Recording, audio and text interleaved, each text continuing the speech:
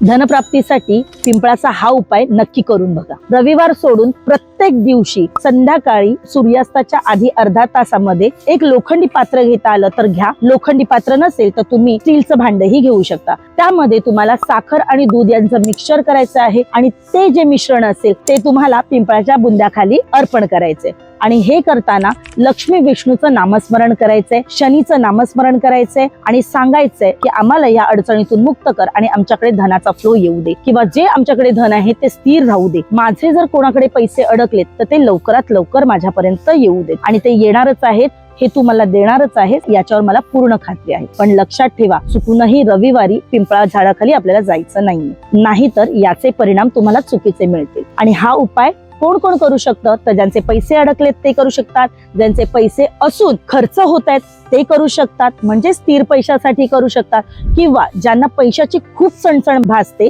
आणि पैसा येतच नाही तेही हा उपाय करू शकतात। उपाय करून बघा। अशाच नवनवीन टिप्स जाणून घेण्यासाठी वास्तू मांगल्य चॅनेलला फॉलो करा।